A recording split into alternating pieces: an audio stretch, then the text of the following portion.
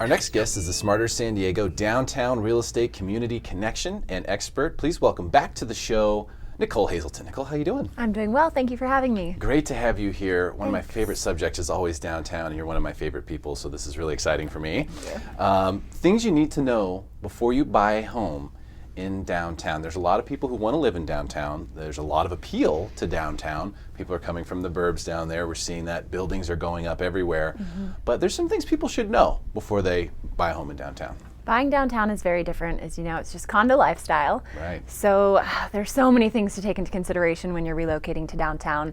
I think one of the biggest things is considering rules and regulations within a community. And so when you say a community, you're talking about a building, basically. Right. Okay. When you're buying into a building, there are rules that come into play. So you're going to get this big package of rules and regulations.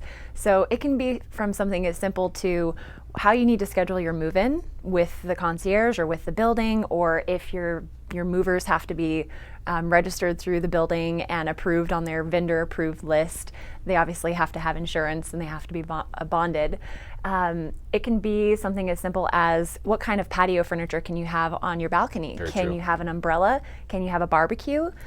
If you're a pet parent, that comes into play because there are restrictions on how many pets you can have, what type of breed of pet you can have, the sizes, the number, if you can have reptiles or not. Some buildings like the Meridian downtown, they require you to, if you cannot carry your pet, you have to take the service elevator.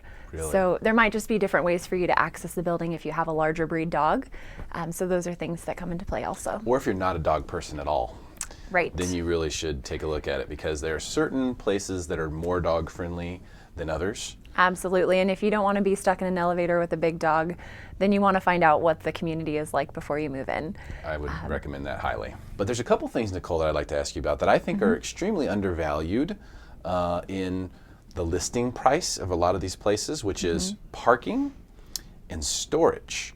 Because you're moving from a house to a 2-bedroom condo in downtown, it's going to be very exciting. It's going to be the most exciting time of your life. That day when you move in and you're downtown and you walk outside and it's all going on, you're going to feel the best you've ever felt. I promise you that. I've been there. But you got to think about some of these little things that while you're on that high, you may not be thinking about. I think that storage and parking are huge. Storage and parking are a big one, and there's no way I can sugarcoat that parking is a challenge downtown. And once you're in your parking space, it's very easy to get around. And yes, the day that you walk outside of your building and you live downtown and you're an occupant, it's super exciting.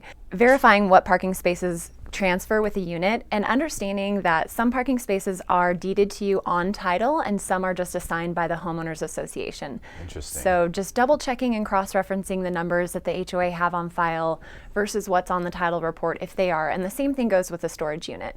So back in the REO days in 2009, I think it was, there was a unit downtown where the owner had sold off both of his parking spaces that were deeded to him.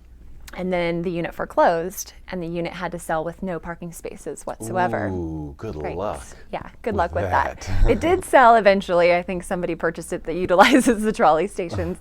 But yeah, so understanding the differences between whether it's deeded or assigned by the HOA, confirming which space it is, and especially finding the location of the parking space before you move into the building. So a lot of people, when they're on a walking tour of their building, they're popping out of the elevator on P3 or P4, not realizing that they just went down 3 or 4 levels to get there. And when they're in their car, they have to drive around in a circle a couple of times to get to their space.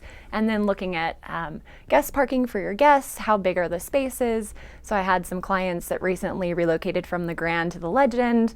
They were very spoiled with guest parking at the Grand and bigger parking spaces, which was not at the Legend. So it was a little bit of a shock at first. Yeah, and I think that's exactly what I'm talking about because you need to know what that value is before you go and you're closed. Once you're closed, you're in there. You're there. Right. And that's that. So like the Legend, for example, is a good one to talk about because the Legend is known for having really high HOA fees. It's inside. It's basically part of Petco Park. One of the only communities built on a ballpark. Yeah, which is crazy, and it's an amazing place to go visit. But you got high HOA fees, and like you said, there's a lot of levels to the parking. The spaces are smaller, so that may not matter to some people. Some people may not care at all. But if you drive an Expedition, and you aren't gonna get a smaller car anytime soon, you should probably take that into consideration because street parking not exactly near the Legend. But I've noticed with the Legend that the prices seem to have really stabilized in that building, and I think it's the higher HOA fees that are probably one of the reasons for that. You know, one thing that people overlook too is when they're buying into a community, whether they're a homeowner that's primary occupying the unit or a second home or an investor, is some of the HOAs will restrict how many rental units are allowed. So there's, you know, Cityfront Terrace in the Marina District has a restriction of 25% off-site owners. So if you're purchasing as an investor and you're looking to rent the unit out, if that ratio is already pushing that 25%, by the time you close, there's a possibility you wouldn't be able to. That's a really, really important one too. And we should mention financing, you know, whether these communities, as you call them, or buildings, whether they are in litigation. That also can make a difference on financing and how much down payment you're going to need or how long it will take you to close the loan. So there's some of those considerations as well. I think it's also important to kind of let people know where the boundaries are, right? Because it used to be, you know, I lived in M2I for a long time, and it used to be that was the eastern part of East Village. Like, and it's still considered the East Village. And it is still East Village, but East Village has gotten a lot further east. Right. And, you know, the library coming in and things like that have really made a big difference. They did a great job with that library. It's beautiful. What they've done to sort of make the area stay a higher class area has also worked out very, very well. So things aren't what you think. And so you may look at a building like Metrom and go, no, it's too far east for me. Take a look at Metrom again.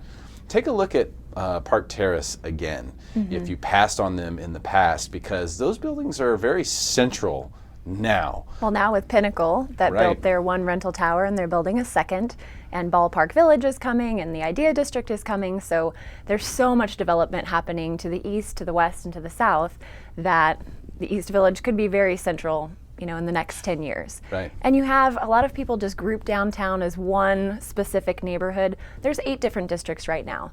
So residentially, you can buy Columbia, Little Italy, which they don't consider themselves downtown, but they're right on the outskirts. The core, Cortez Hill, which is right up on the hill from Little Italy, the Gaslamp District, of course, East Village and the Marina District. Right. And then just going back to the parking thing, I think there's a couple of apps and, you know, phone numbers that you should definitely put in your smartphone before you move to downtown San Diego and before you relocate there. So Spot Share is something that some of the buildings have implemented, like Bayside, their HOA pays for this app. It's called Spot Share. And homeowners can volunteer their spot when they're not using it, and the other homeowners can take advantage of those spaces. So that's great. Befriend your second home neighbors too. Right. That also works. Clean and Safe, and they're managed by the Downtown San Diego Partnership. There's a hotline that you can call to keep the city clean and safe. They work on graffiti remediation, and they will, you know, relocate someone that might be sleeping next to your front door if you're in one of the townhomes. So they're a great company to have on standby for you on your speed dial. Zirx is an app that I just found at ZIRX, and that's like having your own valet service. So you pay a monthly fee, and anywhere you're at, well, I think they operate outside of downtown San Diego also, but anywhere you're at, you can just notify them via the app. A parking attendant will show up, they'll park your car for you for however long you need it parked, and then they'll find you when you need it. So fantastic. Great stuff. It's like having your own Uber driver. Look at my website at yoursdhome.com or contact me direct on my cell via text or phone, 619-206-1892. And we're on all of the social media pages as well, Facebook, Hazleton and Associates, Twitter, San Diego Deal, Instagram, Hazleton and Associates, or Your SD Home. And we are going to do a little promotion today, if that's okay. Absolutely. For anyone who shares this video on their social media page, we will enter you in a drawing for a Passport dining card. So share away. Nicole, thank you so much for being here. Really appreciate your time. Stick around for more Smarter San Diego TV, where we guarantee to make you smarter than everyone else, commercial free.